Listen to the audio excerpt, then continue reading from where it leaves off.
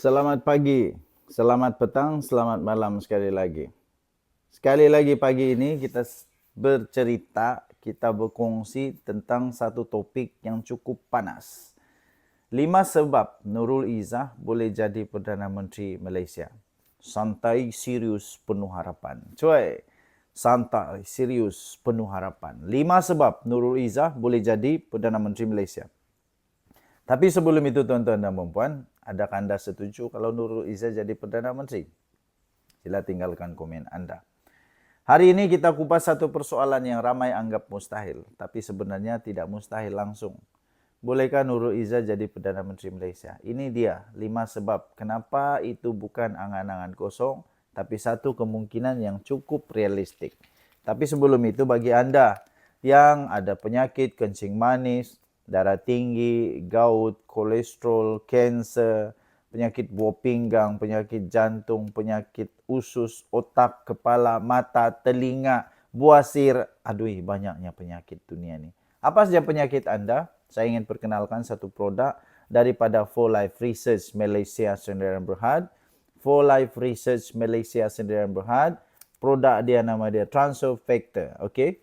Transfer Factor ini mengandungi molekul imun yang boleh meningkatkan imun badan kita sehingga 400% kekuatan tubuh badan imun kita supaya dapat melawan penyakit. Apabila imun badan kita berada dalam keadaan yang cukup optimal untuk melawan penyakit, kita boleh sembuh.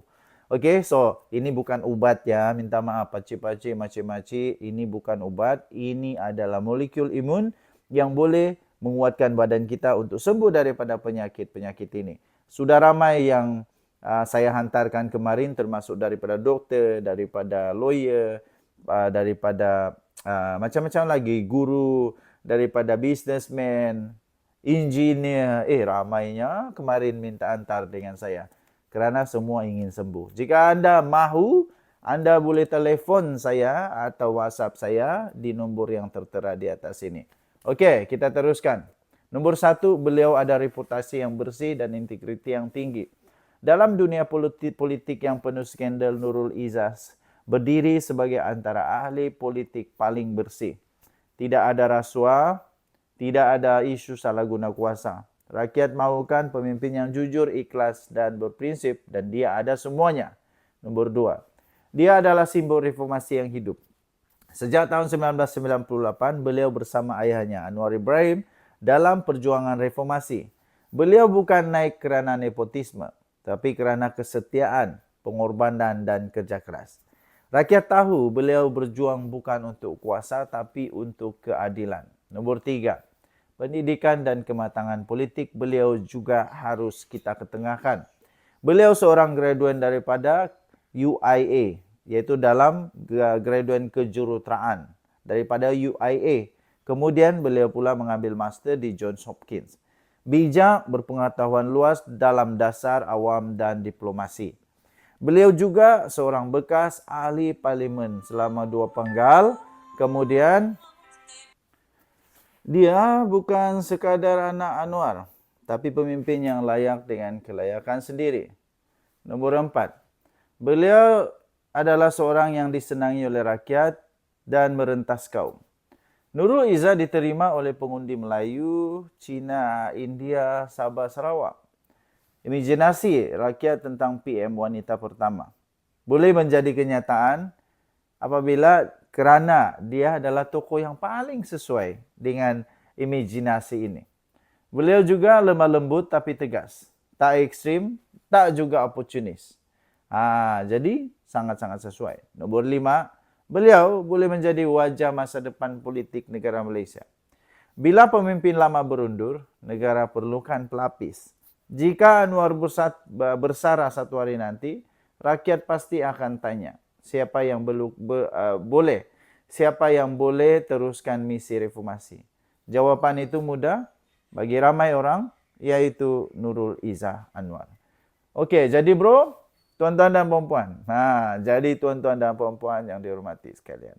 Bolehkah Nurul Izzah jadi Perdana Menteri? Jawapannya, ya boleh jika dia mau. Dan jika rakyat beri laluan. Dia ada bakat, ada prinsip, ada naratif yang kuat.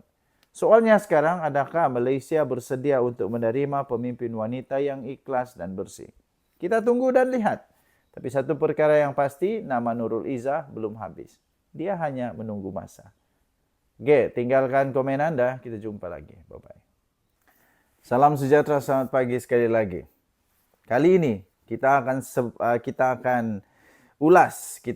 ulas tajuk 5 sebab Rafizi boleh jadi timbalan Perdana Menteri.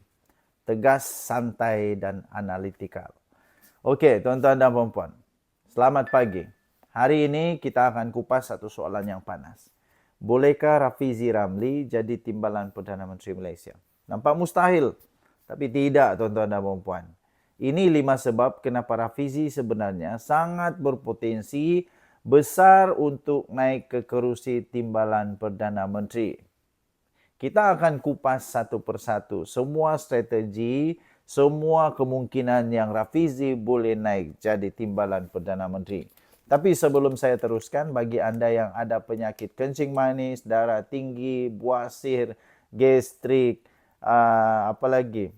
paru-paru, buah pinggang, kolesterol, apa sajalah penyakit termasuk kanser, susah untuk mau beranak, susah untuk mau dapat anak, lemah tenaga batin, apa sajalah ya.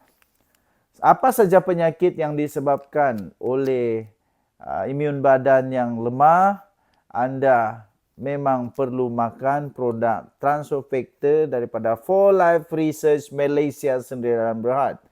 For Life Research Malaysia Sendirian Berhad, produknya Transofactor. Okey, ini salah satu daripada produk yang disebut sebagai Revida Stick. Okey, bagi anda yang ada masalah kesihatan seperti yang saya sebut tadi, anda boleh hubungi saya kerana ini akan membantu anda meningkatkan imun badan sehingga 400% lebih kuat dan anda boleh sembuh daripada penyakit melalui imun badan yang kuat ya. Apabila imun badan kuat, imun badan akan melawan penyakit dan boleh sembuh. Okey, ini sangat-sangat bagus. Sudah ramai orang saya post kemarin. Kemarin saya sudah ramai saya hantar termasuk doktor, lawyer, arkitek, banyak lagi yang sudah ambil produk ini kerana mereka yakin. Okey, kita teruskan. Pertama, dia muda, cerdas dan paling strategik dalam Pakatan Harapan. Rafizi bukan sembarangan orang. Dari zaman Expose Now sampailah jadi arkitek kemenangan Pakatan Harapan pada tahun 2018, dalam banyak hal dia satu-satunya yang ada fakta, ada strategi dan kemampuan komunikasi yang tinggi.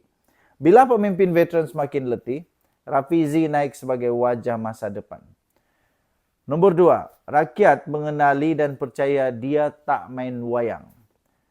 Rakyat tengok Rafizi sebagai orang yang berani cakap benar. Tak kira siapa yang makan cili. Dia bukan jenis makan gaji buta. Dia kerja keras, kaji data dan sedia hadapi kritikan. Imej beliau imej yang bersih dan seorang imej yang bijak. Kombinasi ideal untuk seorang timbalan Perdana Menteri yang baik. Dia juga ada nombor 3, dia ada track record yang kukuh. Dulu, masa jadi ahli Parlimen Pandan, dia bongkar isu NFC, isu 1MDB, kemudian tabung haji. Sekarang sebagai Menteri Ekonomi, walaupun dikecam perlahan, dia masih yang paling aktif terangkan dasar kepada rakyat. Bila banyak menteri diam, dia berani jawab. Nombor 4, PKR perlukan pelapis kuku. PKR perlukan pelapis kuku selepas Datuk Seri Anwar Ibrahim. Siapa lagi kalau bukan Rafizi Ramli? Nurul Izzah masih belum konsisten. Walaupun PKR nak kekal hidup selepas era Anwar, Rafizi kena naik sekarang. Lantik dia sebagai timbalan Perdana Menteri, latihan untuk Perdana Menteri masa depan. Ini satu bijak move. Saya sebut bijak move. Kelima, imbangan gabungan dengan wajah progresif. Sekarang, timbalan Perdana Menteri ada 2 orang. Zahid Hamidi dari UMNO dan Fadilah daripada GPS Sarawak. Tapi tiada daripada PKR. Tiada dari kelompok reformasi yang tulen. Jadi tuan-tuan dan puan-puan, Datuk Seri Anwar Ibrahim boleh naikkan revisi untuk tunjukkan kerajaan ini berani letak intelek di atas politik yang sempit. Sebagai penutup, jadi bro, bolehkah Rafizi jadi timbalan Perdana Menteri? Jawapannya boleh.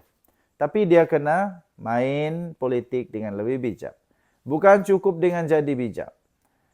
Tapi dia juga kena pandai urus hubungan dan gabungan kuasa. Kalau dia berjaya, jangan terkejut kalau suatu hari nanti dia bukan saja timbalan Perdana Menteri, tapi juga boleh jadi Perdana Menteri.